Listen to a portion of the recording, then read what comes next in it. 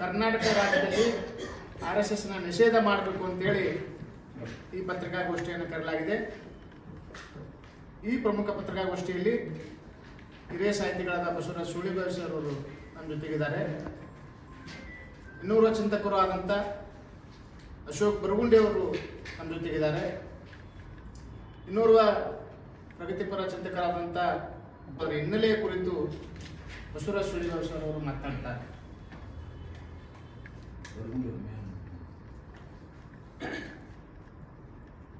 ಮಾಧ್ಯಮ ಮಿತ್ರರೇ,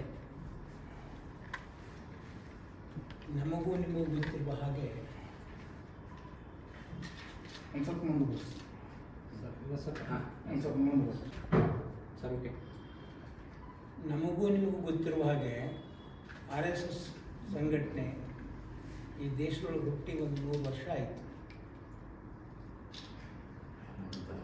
1925ರಲ್ಲಿ ಹುಟ್ಟಿರುವಂಥ ಒಂದು ಸಂಘಟನೆ ಅದು.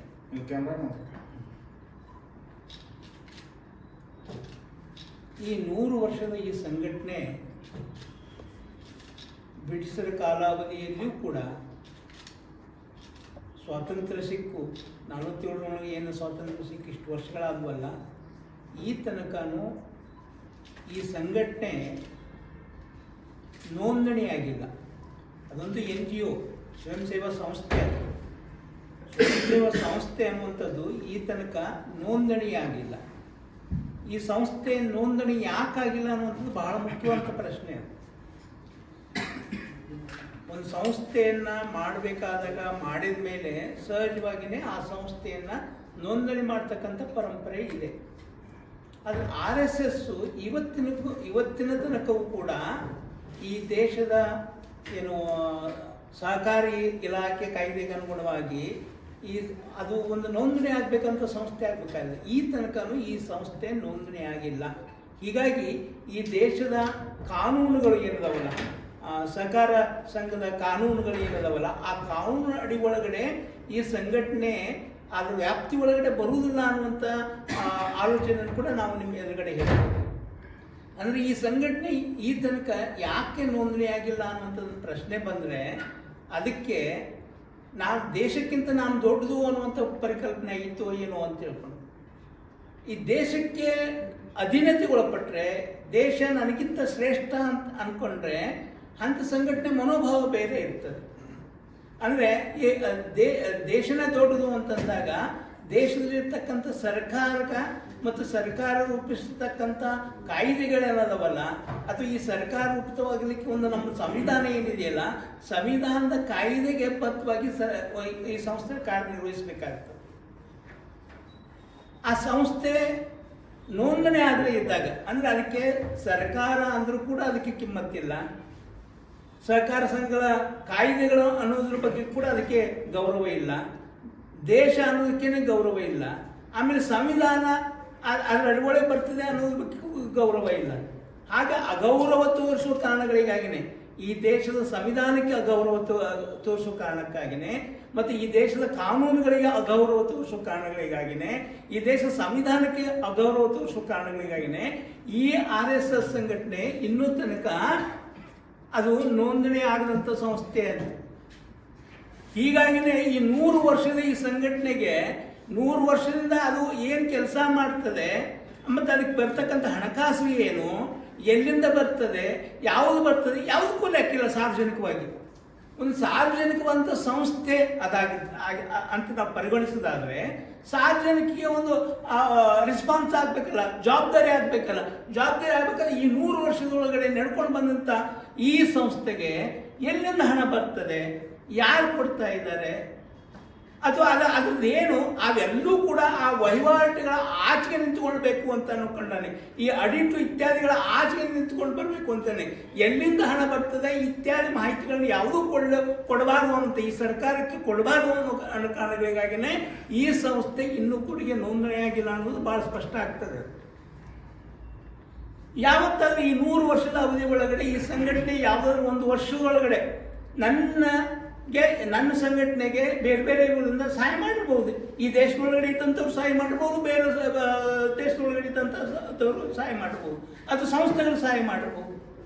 ಆ ಪ್ರಕಾರ ಬಂದಾಗ ನಾನು ನಮ್ಮ ಈ ವಾರ್ಷಿಕ ಇದರೊಳಗಡೆ ಎಲ್ಲಿಂದ ಹಣ ಬಂತು ಮತ್ತು ಎದಕ್ಕೆ ಖರ್ಚಾಯಿತು ಯಾವುದು ಯಾರಿಗೂ ಲೆಕ್ಕ ಕೊಡುವಂಥ ಕೆಲಸಗಳನ್ನು ಈ ತನಕ ಮಾಡಿಲ್ಲ. ಅದು ನೋಂದಣಿ ಆಗಿದಂಥ ಸಂಸ್ಥೆ ಆಗಿರೋದ್ರಿಂದ ಹೀಗಾಗ್ತದೆ. ಮತ್ತು ಈ ದೇಶದ ಸಹಕಾರ ಸಂಘದ ಕಾಯ್ದೆ ಏನಿದೆಯಲ್ಲ, ಸರ್ಕಾರಗಳು ಕೂಡ ಯಾಕೆ ಈ ಸಂಸ್ಥೆಯನ್ನು ನೋಂದಣಿ ಮಾಡಿಲ್ಲ ಅಂತ ಕೇಳ್ತಕ್ಕಂಥ ಪ್ರಯತ್ನ ಈ ತನಕ ಕೂಡ ಮಾಡಿಲ್ಲ ಅನ್ನೋದನ್ನು ನಾವು ಗಮನಿಸ್ಕೊಳ್ಬೇಕು.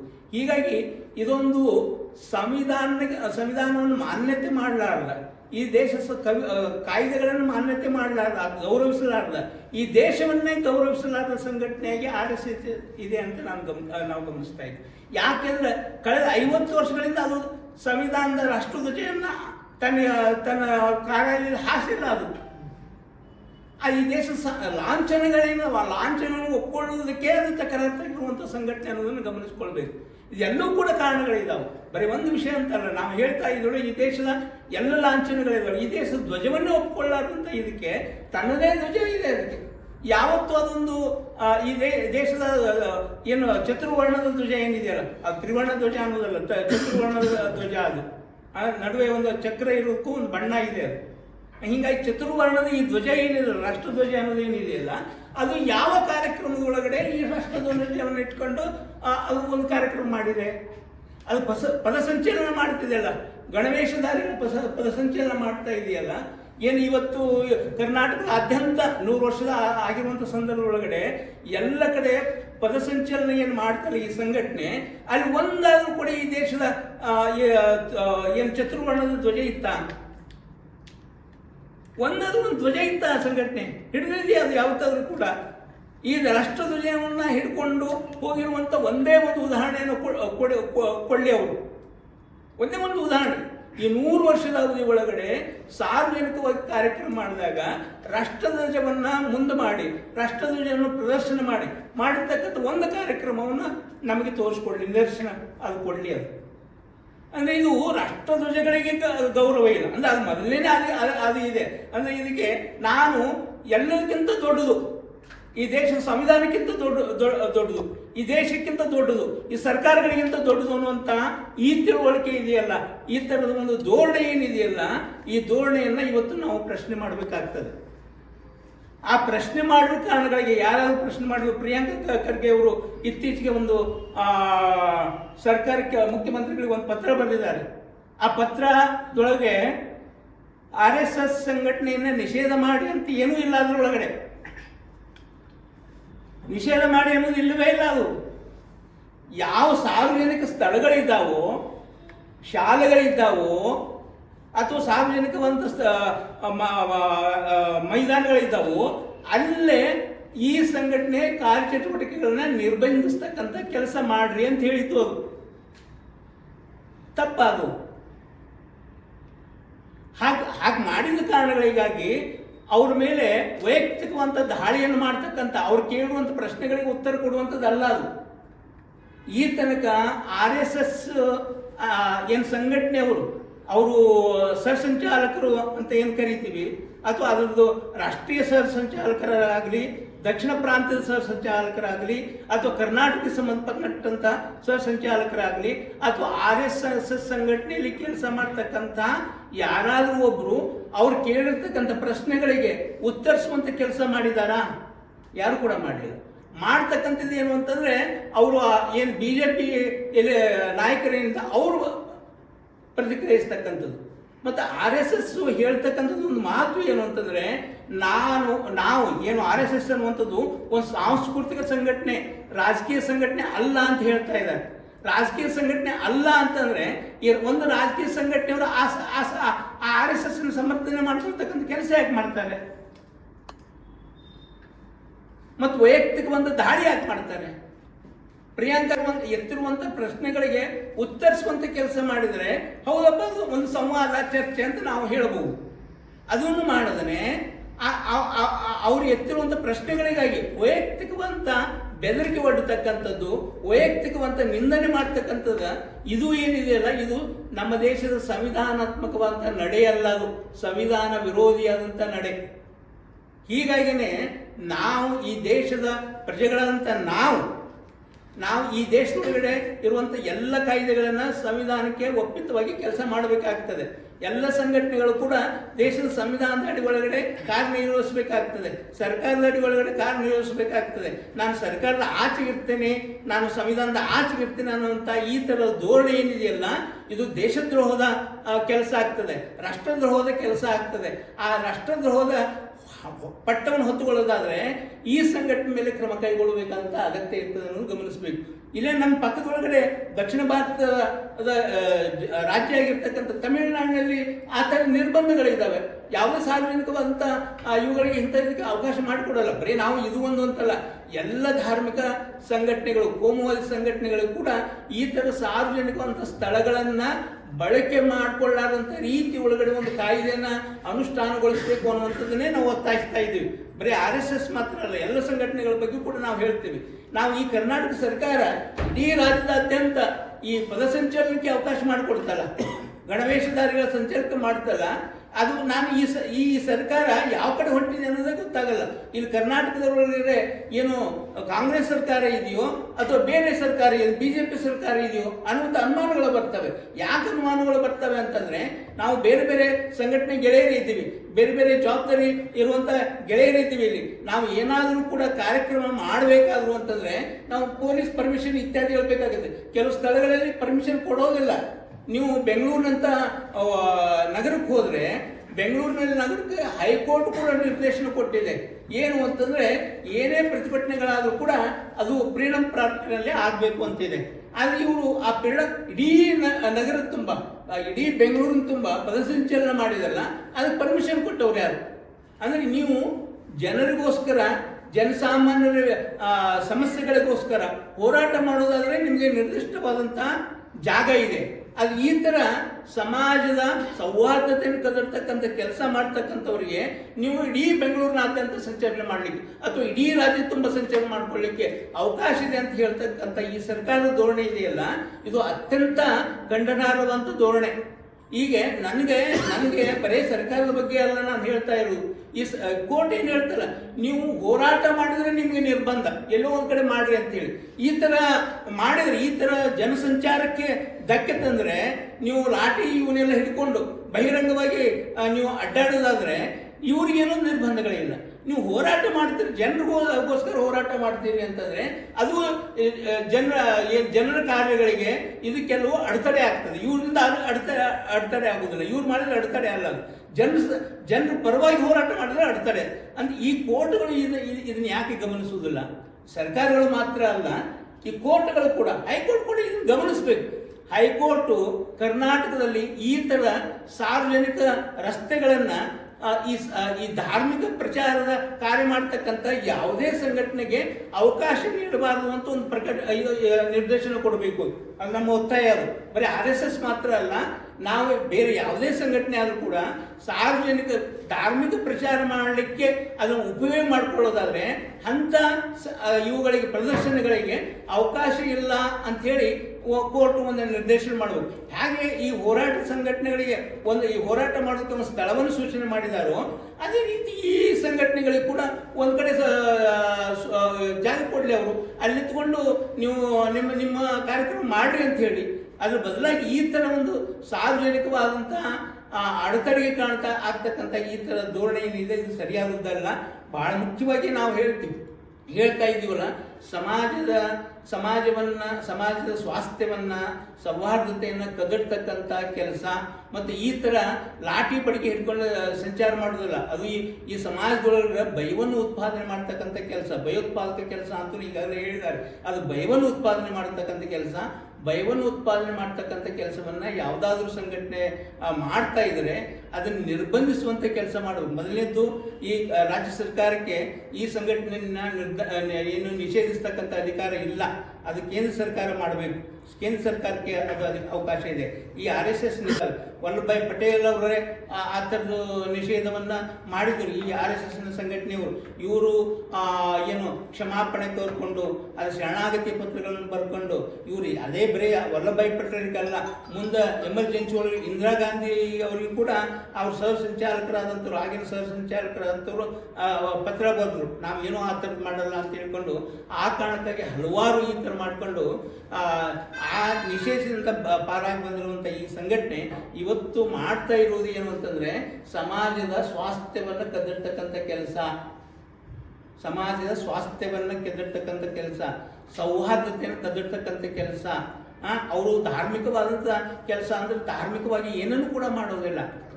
ಮುಖ್ಯವಾಗಿ ಏನಪ್ಪ ಅಂದರೆ ಈ ಇಡೀ ರಾಜ್ಯದೊಳಗಡೆ ಇರುವಂಥ ಜನರ ಸೌಹಾರ್ದತೆ ಏನಿದೆಯಲ್ಲ, ಅಥವಾ ಈ ಥರ ಪರಸ್ಪರ ಗೌರವದಿಂದ ಬದುಕ್ತಕ್ಕಂಥ ಸಹಬಾಳ್ವೆ ಬದುಕು ಏನಿದೆಯಲ್ಲ ಅದ್ರ ಕದರ್ತಕ್ಕಂಥ ರೀತಿ ಒಳಗಡೆ ಅದು ಕೆಲಸ ಮಾಡ್ತಾ ಇದೆ. ಹೀಗಾಗಿ ಈ RSSನ ಚಟುವಟಿಕೆಗಳಿಗೆ ಸಂಬಂಧಪಟ್ಟಂತೆ ತನ್ನ ಅಧಿಕಾರ ವ್ಯಾಪ್ತಿಯಲ್ಲಿ ಏನಿದೆಯೋ, ನಾ ಈ ಮಾತುಗಳನ್ನು ಬಳಸ್ತಾರೆ, ಈ ರಾಜ್ಯ ಸರ್ಕಾರಕ್ಕೆ ತನ್ನ ಅಧಿಕಾರ ವ್ಯಾಪ್ತಿಯಲ್ಲಿ ಏನು ಸಾಧ್ಯತೆ ಇದೆಯೋ ಆ ಸಾಧ್ಯತೆಗಳನ್ನು ಬಳಸಿಕೊಂಡು ಅದು ಚಟುವಟಿಕೆಗಳನ್ನು ನಿರ್ಬಂಧಿಸುವಂತೆ ಕೆಲಸ ಮಾಡಬೇಕು. ನಮಗೆ ಇಲ್ಲಿ ಮಾದರಿಯಾಗಿ ತಮಿಳುನಾಡು ಸರ್ಕಾರ ಇದೆ. ತಮಿಳುನಾಡು ಸರ್ಕಾರದೊಳಗಡೆ RSS ಅಥವಾ ಈ ಥರ ಧಾರ್ಮಿಕ ಸಂಘಟನೆಗಳ ಬಗ್ಗೆ ಏನು ನಿರ್ಬಂಧನೆಗಳಿದೆಯೋ, ಏನು ಅಲ್ಲಿ ಕಾಯ್ದೆ ಇದೆಯೋ ಆ ನಡಾವಳಿಕೆಯನ್ನು ತಮಿಳುನಾಡಿನ ಮಾದರಿ ಇಟ್ಕೊಂಡು ಇಲ್ಲಿ ಕೂಡ ಇಂಥ ಸಂಘಟನೆಗಳನ್ನು ನಿರ್ಬಂಧಿಸುವಂಥ ಕೆಲಸ ಮಾಡಬೇಕು ಅಂತೇಳಿ ನಾವೆಲ್ಲರೂ ಒತ್ತಾಯಿಸ್ತಾ ಇದ್ದೀವಿ. ಬಂಧುಗಳೇ, ಸುದೀರ್ಘವಾಗಿ ಖರ್ಗೆ ಅವರು ಹೇಳಿರುವಂತಹ ಎಲ್ಲ ಮಾತುಗಳನ್ನು ನಾವು ಸಂಪೂರ್ಣವಾಗಿ ಬೆಂಬಲಿಸ್ತೇವೆ. ಅಷ್ಟೇ ಅಲ್ಲ, ಮುಂದುವರೆದು ಅವರು ನಿಷೇಧಿಸಲಿಕ್ಕೆ ಹೇಳಿಲ್ಲ ಅವರು, ಆದ್ರೆ ಎಲ್ಲ ಇಂತಹ ಮತೀಯ ಸಂಘಟನೆಗಳನ್ನು ನಿಷೇಧಿಸಬೇಕು ಅನ್ನುವಂಥದ್ದು ನಮ್ಮ ಒಕ್ಕೊರಲಿನ ನಮ್ಮ ಅಭಿಪ್ರಾಯವಾಗಿದೆ ಮತ್ತು ಇದು ನಮ್ಮ ಹಕ್ಕೊತ್ತಾಯ ಅಂತ ನಾವು ಭಾವಿಸ್ತೇವೆ. ಆಶ್ಚರ್ಯ, ಅವ್ರು ಏನ್ ಹೇಳಿದ್ರು, ಸರ್ಕಾರಿ ಸಂಸ್ಥೆಗಳಲ್ಲಿ, ಅನುದಾನಿತ ಸಂಸ್ಥೆಗಳಲ್ಲಿ ಕೆಲಸ ಮಾಡುವಂಥವ್ರು, ಒಂದಿಷ್ಟು ಕಾರ್ಯಕ್ರಮಗಳನ್ನು ಮಾಡುವಂಥವ್ರು ಅವರು ಪೂರ್ವಾನುಮತಿ ಪಡಿಬೇಕಂತ ಹೇಳಿದ್ರು. ಪೂರ್ವಾನುಮತಿ ಪಡೆಯುವುದಿಲ್ಲ. ಯಾಕಂದ್ರೆ ಪೂರ್ವಾನುಮತಿಯನ್ನು ಪಡಿಬೇಕಾದ್ರೆ ಆ ಷರತ್ತುಗಳನ್ನು ನಾವು ನಿಭಾಯಿಸಬೇಕಾಗ್ತದೆ. ಆ ಷರತ್ತುಗಳು ದೇಶದ ಹಿತಾಸಕ್ತಿಗೆ, ದೇಶದ ಶಿಸ್ತನ್ನು ಕಾಪಾಡುವ ಹಿನ್ನೆಲೆಯಲ್ಲಿ ಅವು ಪೂರಕವಾಗಿಲ್ಲ. ಹೀಗಾಗಿ ಅವರು ನೋಂದಾಯಿಸುವುದಿಲ್ಲ. ನೋಂದಾಯಿಸದೆ ಹೀಗೆ ಜನರ ಆಳಕ್ಕೆ ಇಳಿದು ಪ್ರತಿ ಸಂವಿಧಾನವನ್ನು ಕಟ್ಟುವಂತಹ, ಆ ಚಾತುರ್ವರ್ಣ ವ್ಯವಸ್ಥೆಯ ಸಂವಿಧಾನವನ್ನು ಕಟ್ಟುವಂತಹ, ಜನರನ್ನು ದಿಶಾಭೂಲು ಮಾಡುವಂತಹ ಎಲ್ಲ ಪ್ರಯತ್ನಗಳನ್ನು ಬಹಳ ವ್ಯವಸ್ಥಿತ ರೀತಿಯಾಗಿ ಇಷ್ಟು ದಿನ ಹೆಡನ್ನಾಗಿ ಮಾಡ್ತಿದ್ರು. ಇಂದು ಓಪನ್ ಆಗಿ ಅವರು ಬೀದಿಗಿಳಿದಿದ್ದಾರೆ. ನಮ್ಮ ಶಾಸಕರನ್ನು ಯಾರು ಸಂವಿಧಾನವನ್ನು ರಕ್ಷಿಸ್ತೇವೆ, ಜನರ ಸೇವೆಯನ್ನು ಮಾಡುವುದಕ್ಕಾಗಿ ಸಂವಿಧಾನಕ್ಕೆ ನಾವು ಬದ್ಧರಾಗಿರ್ತೇವೆ ಅಂತ ತಿಳ್ಕೊಂಡು ಪ್ರಮಾಣ ವಚನವನ್ನು ಸ್ವೀಕರಿಸಿದ್ರು, ಅಂಥವರು ಈ ಜಾತೀಯತೆಯ ಗೂಂಗಿನೊಳಗೆ ನಾವು ಬದುಕ್ತೇವೆ ಅನ್ನುವಂತಹ ದರಿದ್ರ ಬದ್ಧತೆಗೆ ಒಳಗಾಗಿ ಅವರು ಗಣವೇಶಧಾರಿಗಳಾಗಿದ್ದಾರೆ. ಹೀಗಾಗಿ ನಾವು ಹೆದರಿಕೊಂಡಿದ್ದೇವೆ. ನಮ್ಮ ಜನರು ನಾವು ಹೆದರಿಕೊಂಡಿದ್ದೇವೆ. ಕಾನೂನು ಯಾರ ಅಡಿಯಲ್ಲಿದೆ, ನಮ್ಮ ಶಾಸಕಾಂಗದ ಅಡಿಯಲ್ಲಿದೆ ಅಂತ ಅನ್ನುವುದನ್ನು ನಾವು ಒಪ್ಪುವುದಾದ್ರೆ, ಕಾನೂನಿನ ಈ ಅಂಶ ನ್ಯಾಯಾಂಗ ಅಲ್ಲ, ಈ ಕಾನೂನು ಪಾಲನೆ ಮಾಡುವಂತಹ ಪೊಲೀಸರು ಮುಂತಾದವರೆಲ್ಲರೂ ಕೂಡ ಶಾಸಕರ ಸಲಹೆಯಂತೆ ನಡೀತಾರೆ, ಶಾಸಕಾಂಗದ ಸಲಹೆಯಂತೆ ನಡೀತಾರೆ ಅಂತ ಅನ್ನುವುದಾಗಿದ್ದಲ್ಲಿ ಈ ಶಾಸಕಾಂಗವೇ RSSನ ಗಣವೇಶವನ್ನು ಧರಿಸಿಕೊಂಡು ಬಿಟ್ರೆ ನಮ್ಮ ಗತಿ ಏನು? ಈ ಹಿನ್ನೆಲೆಯಲ್ಲಿ ಸಾಮಾನ್ಯ ಮನುಷ್ಯರ ಹಿತವನ್ನು ರಕ್ಷಿಸುವ ಹಿನ್ನೆಲೆಯಲ್ಲಿ ಆಲೋಚನೆ ಮಾಡಬೇಕು. ಎಂತಹ ಗಂಭೀರ ಪ್ರಮಾದಗಳನ್ನು ಇದು ಹಿಂದೆ ಕುಂತ್ಕೊಂಡು ನಡೆಸ್ತೈತೆ ಅಂದ್ರೆ ನೀವೆಲ್ಲರೂ ಗಮನಿಸಬೇಕು. ಅತ್ಯಂತ ಪ್ರಗತಿಪರವಾಗಿರುವಂತಹ ಈ ಲಿಂಗಾಯತ ಬುದ್ಧ, ಬಸವ, ಅಂಬೇಡ್ಕರ್ ತತ್ವಗಳನ್ನು ಬದುಕಬೇಕು ಅನ್ನುವಂತಹ ಹಿನ್ನೆಲೆಯಲ್ಲಿ, ಆ ಎಲ್ಲ ತತ್ವಗಳ ಒಟ್ಟು ಮೌಲ್ಯವೇ ಅದು ಬಸವ ತತ್ವ ಅನ್ನುವಂತಹ ಹಿನ್ನೆಲೆಯಲ್ಲಿ ಬಸವ ಸಂಸ್ಕೃತಿ ಅಭಿಯಾನವನ್ನು ನಡೆಸಿರುವಂತಹ ಈ ಪ್ರಸಂಗದಲ್ಲಿ ಆ ಅದ್ಭುತವಾಗಿರುವಂತಹ ಸಂಸ್ಕೃತಿಯನ್ನ ನಡೆಸಿದವರ ಮೇಲೆ ಕೆಟ್ಟ ಶಬ್ದಗಳನ್ನು ಬಳಸಿ ಲಿಂಗಾಯತ ಒಬ್ಬ ಸ್ವಾಮಿ, ಆತ ಯಾರ ಧ್ವನಿಯಾಗಿ ಯಾರ ತಾಕತ್ತಿನಿಂದ ಇದನ್ನು ಮಾತನಾಡ್ತಾನೆ ಅಂದ್ರೆ ಹಿಂದಿರುವಂತಹ ಈ ವ್ಯವಸ್ಥೆ. ಇದನ್ನು ಗಟ್ಟಿಯಾಗಿ ನಾನು ಹೇಳಲಿಕ್ಕೆ ಇಷ್ಟಪಡ್ತೇನೆ. ಇಡಿಯಾಗಿ ಈ ವ್ಯವಸ್ಥೆ ಅನ್ನುವಂಥದ್ದು ಎಲ್ಲರ ಮನಸ್ಸನ್ನು ಹಾಳು ಮಾಡ್ತಾ ಇದೆ, ಪ್ರಗತಿಪರನ್ನ ಆಕ್ರಮಿಸಿಕೊಳ್ತಾ ಇದೆ, ಪ್ರಗತಿಪರ ಸಂಸ್ಥೆಗಳನ್ನ ಆಕ್ರಮಿಸಿಕೊಳ್ತಾ ಇದೆ.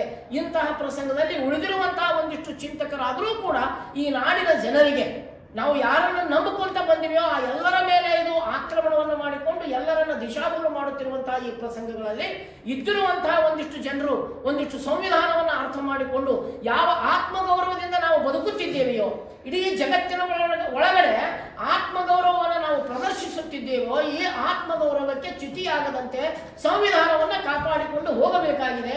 ಆ ಹಿನ್ನೆಲೆಯಲ್ಲಿ ಬಂಧುಗಳೇ, ನಾವು ಈ ಸರ್ಕಾರವನ್ನು ಒತ್ತಾಯಿಸ್ತೇವೆ. ನೀವು ಚುನಾವಣೆಗೆ ಬರುವುದಕ್ಕಿಂತ ಮುಂಚೆ ಒಂದು ಪ್ರಣಾಳಿಕೆಯಲ್ಲಿ ನೀವು ಘೋಷಿಸಿದ್ರಿ. ಅದು ನನಗೆ ಅಸ್ಪಷ್ಟವಾಗಿ ನೆನಪಿದೆ. ತಪ್ಪಿದ್ರೆ ದಯವಿಟ್ಟು ಅದನ್ನು ಸರಿಪಡಿಸಬೇಕು. ಈ ಮತೀಯ ಸಂಸ್ಥೆಯಾಗಿರುವಂತಹ ಭಜರಂಗ ದಳವನ್ನು ನಿಷೇಧಿಸ್ತೀವಿ ಅನ್ನುವಂತಹ ಒಂದು ಹೇಳಿಕೆಯನ್ನ ಪ್ರಣಾಳಿಕೆಯಲ್ಲಿ ನೀವು ಸೇರಿಸಿದ್ರಿ ಅನ್ನುವಂಥದ್ದು ನನಗೆ ಎಲ್ಲಿಯೋ ಕೇಳಿದಂತ ಓದಿದಂತ ನೆನಪು. ಆ ಹಿನ್ನೆಲೆಯಲ್ಲಿ ಈ ಸಂಸ್ಥೆಗೆ ಪೂರಕವಾಗಿರುವಂತಹ ಎಲ್ಲ ಮತೀಯ ಸಂಸ್ಥೆಗಳನ್ನ ನಿಷೇಧಿಸಬೇಕು ಮತ್ತು ಒಂದೊಮ್ಮೆ ಅವರನ್ನು ನೀವು ಯಾವುದೋ ಕಾರಣಕ್ಕಾಗಿ ಮುಂದುವರಿಸುವುದಾದಲ್ಲಿ ಅವರು ಮಾಡುವಂತಹ ಎಲ್ಲ ಕಾರ್ಯಕ್ರಮಗಳ ಮೇಲೆ ನಿಗಾ ಇಡಬೇಕು ಮತ್ತು ಅವರು ಎಲ್ಲ ಕಾರ್ಯಕ್ರಮಗಳಿಗೆ ಪೂರ್ವಾನುಮತಿಯನ್ನು ಪಡೆಯಲೇಬೇಕು ಮತ್ತು ನಮ್ಮ ಸಾರ್ವಜನಿಕ ಸರ್ಕಾರಿ ಮತ್ತು ಅರೆ ಸರ್ಕಾರಿ ಸಂಸ್ಥೆಗಳಲ್ಲಿ ಈ ಎಲ್ಲ ಕಾರ್ಯಕ್ರಮಗಳನ್ನು ಅವರು ಅಲ್ಲಿ ನಿಷೇಧಿಸಬೇಕು, ಬ್ಯಾನ್ ಮಾಡಬೇಕು ಅನ್ನುವಂಥದ್ದು ನಮ್ಮ ಒಕ್ಕೊರಲಿನ ಮನವಿಯಾಗಿದೆ. ಹಾಗೆಯೇ ಸರ್ಕಾರಿ ಕಚೇರಿಗಳಲ್ಲಿ ಮುಂತಾದ ಪೂಜೆಗಳು ಇವತ್ತು ನಡೀತಾ ಬರ್ತವೆ. ದಸರಾದಲ್ಲಿ ಒಂದು ಪೂಜೆ, ಗಣೇಶ ಚತುರ್ಥಿಯಲ್ಲಿ ಒಂದು ಪೂಜೆ, ಮಹಾನವಮಿಯಲ್ಲಿ ಒಂದು ಪೂಜೆ ಮತ್ತು ಇನ್ನೊಂದರಲ್ಲಿ ಇನ್ನೊಂದು ಪೂಜೆಗಳು. ಇಂಥ ಎಲ್ಲವುಗಳನ್ನ ಅಲ್ಲಿ ನಡೆಯುವುದು ಕೇವಲ ಸಂವಿಧಾನದ ಗುಣಗಾನ ಮಾತ್ರ ಇರಬೇಕು. ಅಲ್ಲಿ ನಡೆಯುವಂಥದ್ದು ಸಂವಿಧಾನವನ್ನು ತಿಳಿಸುವಂತಹದ್ದಿರಬೇಕು. ಅಲ್ಲಿ ನಡೆಯುವಂಥದ್ದು ಕೇವಲ ಸಂವಿಧಾನವನ್ನು ಅನುಷ್ಠಾನಗೊಳಿಸುವಂತಹ ವಿಚಾರಗಳಿರಬೇಕೇ ವಿನಃ ಮತೀಯವಾದವನ್ನು ಪ್ರಚೋದಿಸುವ ಅವೈಜ್ಞಾನಿಕ ಅವೈಚಾರಿಕ ಕೃತಿಗಳನ್ನು ಪ್ರಚೋದಿಸುವಂತಹ ಕ್ರಿಯೆಗಳು ಅಲ್ಲಿ ನಡೆಯದಂತೆ ಸರ್ಕಾರವೇ ಕಾನೂನಾತ್ಮಕವಾಗಿ ಕ್ರಮ ಕೈಗೊಂಡಲ್ಲಿ ಮಾತ್ರ ಇದನ್ನು ನಿಯಂತ್ರಿಸಲಿಕ್ಕೆ ಸಾಧ್ಯವಿದೆ. ಇಲ್ಲದಿದ್ದಲ್ಲಿ ಬಲಪ್ರಯೋಗವನ್ನು ಮಾಡಿಯಾದರೂ ಕೂಡ ಈ ವ್ಯವಸ್ಥೆಯನ್ನು ಹಾಳು ಮಾಡುವಂತಹ ವ್ಯವಸ್ಥೆ ಮುಂದೊಂದು ದಿನ ಬಂದಿತ್ತು. ಯಾಕಂದ್ರೆ ಇವರ ಕೈಯಲ್ಲಿ ಇರುವಂತಹದ್ದು ಗಾಂಧೀಜಿಯವರ ಅಹಿಂಸಾ ತತ್ವವಲ್ಲ, ಬುದ್ಧನ ದಯೆಯಲ್ಲ, ಬಸವಣ್ಣನ ಸಮಾನತೆಯಲ್ಲ. ಇವರ ಕೈಯಲ್ಲಿರುವಂತಹದ್ದು ದೊಣ್ಣೆ, ಇವರ ಕೈಯಲ್ಲಿರುವಂತಹದ್ದು ಹಿಂಸೆ.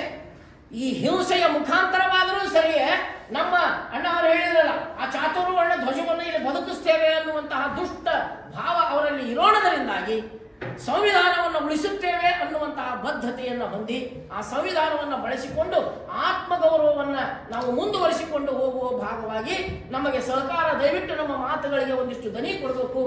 ಈ ಸತ್ತು ಮಾತುಗಳಿಗೆ ಜೀವಂತಿಕೆಯನ್ನು ಅವರು ತುಂಬುವ ಹಿನ್ನೆಲೆಯಲ್ಲಿ ಈ ಸಂಸ್ಥೆಯನ್ನ ಪ್ರಿಯಾಂಕಾ ಅವರಿಗೆ ವೈಯಕ್ತಿಕವಾಗಿ ಉತ್ತರಿಸುವಂತಹ ನೈತಿಕತೆಯೇ ನಮ್ಮ ರಾಜಕಾರಣಿಗಳಿಗೆ ಯಾರಿಗೂ ಇಲ್ಲ.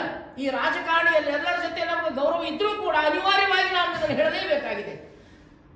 ಸರ್ಕಾರವನ್ನು ನಡೆಸುವಂಥವರು ಒಂದು ಕಾರ್ಯಕ್ರಮ ನಡೆಸಬೇಕಾದ್ರೆ ಅನುಮತಿಯನ್ನು ತೆಗೆದುಕೊಳ್ಳಲಾರದೆ ನಡೆಸಬೇಡ್ರಿ ಅಂತ ಹೇಳಿದ್ರೆ ಅವರ ಮೇಲೆ ವೈಯಕ್ತಿಕವಾಗಿ ಟೀಕಾ ಪ್ರಹಾರ ಮಾಡುವುದಂದ್ರೆ ಹೇಗೆ? ಅವರ ಪ್ರಶ್ನೆಗಳಿಗೆ ಉತ್ತರವನ್ನು ಕೊಡಬೇಕಲ್ಲ. ಒಂದು ಜಾತ್ರೆಯನ್ನು ಮಾಡಿದ್ರೆ, ನೀವು ಒಂದು ಕಾರ್ಯಕ್ರಮದ ಯಾವುದೋ ಒಂದು ಜಾತ್ರೆಯನ್ನು ಮಾಡಿದ್ರೆ ನೀವು ಹಣ ಎತ್ತಿದ್ರೆ ಒಂದು ಬಿಲ್ ಪುಸ್ತಕ ಪ್ರಿಂಟ್ ಮಾಡ್ತೀರಿ, ಅದರ ಲೆಕ್ಕ ವೆಚ್ಚಗಳನ್ನು ನೀವು ಕೊಡ್ತೀರಿ. ಒಂದು ಸಾಹಿತ್ಯ ಸಮ್ಮೇಳನವನ್ನು ಮಾಡಿದ್ರೆ, ನಮ್ಮ ಲಡಾಯಿ ಪ್ರಕಾಶನದವರು ಮೇ ಸಾಹಿತ್ಯ ಸಮ್ಮೇಳನ ಮಾಡಿದ್ರೆ 2 ದಿನದೊಳಗೆ ನಾವು ಲೆಕ್ಕ ಕೊಡ್ತಾರೆ. ಹೀಗೆ ಉತ್ತರದಾಯಿತ್ವ ಹೊಂದಬೇಕಾಗಿರುವಂತಹ ಒಂದು ವ್ಯವಸ್ಥೆ ಐತಲ್ಲ, ಈ ಯಾವ ಲೆಕ್ಕಪತ್ರಗಳು ಇಲ್ಲ. ಹಂಗಾದ್ರೆ ಈ ಕೋಟಿ ಗಟ್ಟಲೆ ಇವರಲ್ಲಿ ಹತ್ತದ ಯಾವ ಮೂಲದಿಂದ ಬರ್ತದೆ? ಈ ಎಲ್ಲವುಗಳಿಗೆ ಉತ್ತರವನ್ನು ಕೊಡುವಂತಹ ಆ ಉತ್ತರದಾಯಿತ್ವವನ್ನು ಹೊಂದುವ ಹಿನ್ನೆಲೆಯೊಳಗೆ ನೀವು ನೋಂದಾಯಿಸಿರಿ, ಸಂಸ್ಥೆಯನ್ನು ನೋಂದಾಯಿಸಿರಿ ಅಂತ ಹೇಳಿ ಅದಕ್ಕೆ ಪ್ರತಿಯಾಗಿ ವೈಯಕ್ತಿಕ ಟೀಕೆಗಳನ್ನು ಮಾಡ್ತಾರೆ. ಹೀಗಾಗಿ ನಮಗ ಮತ್ತು ನಮ್ಮಲ್ಲಿ ಕಳಕಳಿಯ ಮನವಿ ಕೂಡ ಅಷ್ಟೇ. ಕಾಂಗ್ರೆಸ್ಸಿನ ಇತರ ನಾಯಕರು ಕೂಡ ಪ್ರಿಯಾಂಕಾ ಖರ್ಗೆ ಅಂತವರ ಮಾತುಗಳ ಕಡೆ, ಲಾಡ್ ಅವರ ಮಾತುಗಳ ಕಡೆ, ನಮ್ಮ PK ಅವರು ಹರಿಪ್ರಸಾದ್ ಇಂಥವರ ಮಾತುಗಳ ಕಡೆ ಸ್ವಲ್ಪ ಗಮನ ಕೊಡಬೇಕು. ಇಂಥವರ ಮಾತುಗಳನ್ನು ಅರ್ಥ ಮಾಡಿಕೊಂಡು ಎಲ್ಲರೂ ಕೂಡ ಇಂತಹ ವ್ಯವಸ್ಥೆಯನ್ನು ಬದುಕುವ ಹಿನ್ನೆಲೆಯಲ್ಲಿ ಪ್ರಿಯಾಂಕಾ ಖರ್ಗೆ ಅವರಲ್ಲಿ ಬಲ ತುಂಬಬೇಕು. ಇಂಥವರ ಮಾತುಗಳಿಗೆ ಬಲ ಬರುವಂತೆ ನೋಡಿಕೊಳ್ಬೇಕು. ಆ ಮೂಲಕವೇ ಸಂವಿಧಾನವನ್ನು ಉಳಿಸಿಕೊಂಡು ಆತ್ಮಗೌರವದ ಬದುಕನ್ನು ನಾವು ಬದುಕುವಂತಾಗಬೇಕು. ಆ ಹಿನ್ನೆಲೆಯಲ್ಲಿ ಸರ್ಕಾರವನ್ನು ಮತ್ತೆ ಒತ್ತಾಯಿಸ್ತೇವೆ. ನಮ್ಮ ಹಕ್ಕೊತ್ತಾಯವನ್ನು ಈ ದೇಶದ ಒಬ್ಬ ಪ್ರಜೆಯಾಗಿ ನಮ್ಮ ಹಕ್ಕೊತ್ತಾಯವನ್ನು ಮಾಡ್ತೇವೆ. ದಯವಿಟ್ಟು RSS ನಂತಹ ಮತೀಯ ಸಂಘಟನೆಗಳನ್ನು ದಯವಿಟ್ಟು ನಿಷೇಧಿಸಿರಿ. ಒಂದೊಮ್ಮೆ ನೀವು ಒಪ್ಪುವುದಾದರೆ ಅವರು ಅಪ್ಪಣೆಯನ್ನು ಪೂರ್ವಾನುಮತಿಯನ್ನು ಪಡೆದುಕೊಂಡೇ ಅವರು ಆ ಕಾರ್ಯಕ್ರಮವನ್ನು ಮಾಡುವಂತೆ ನಿರ್ಣಯವನ್ನು ಸರ್ಕಾರ ತೆಗೆದುಕೊಳ್ಳಬೇಕಂತ ಹೇಳಿ ನಾನು ಪ್ರಾರ್ಥಿಸ್ತೇನೆ. ಶಾಸಕರು, ಮಾಜಿ ಸಚಿವರು, ಶಾಸಕರು ಮತ್ತು ಮಾಜಿ ಸಚಿವರು ಅವರು ಒಂದು ಪತ್ರಿಕಾಗೋಷ್ಠಿ ಮಾಡಿ ಮಾತಾಡಿದರು ಈ ವಿಷಯದ ಬಗ್ಗೆ. ಆಮೇಲೆ ರವಿಕುಮಾರ್ ವಿಧಾನ ಪರಿಷತ್ತಿನ ಸದಸ್ಯರು, ಆರ್ ಅಶೋಕ್ ವಿಧಾನಸಭೆಯ ವಿರೋಧ ಪಕ್ಷದ ನಾಯಕರು, ಆಮೇಲೆ CT ರವಿ, ಆಮೇಲೆ ವಿಜಯೇಂದ್ರ BJPಯ ಅಧ್ಯಕ್ಷನಾಗಿರ್ಬೋದು ಅಥವಾ ಶಾಸಕರು ಕೂಡ ಆಗಿರ್ಬೋದು, ಇವರೆಲ್ಲರೂ ಮಾತಾಡಿದ್ದಾರೆ.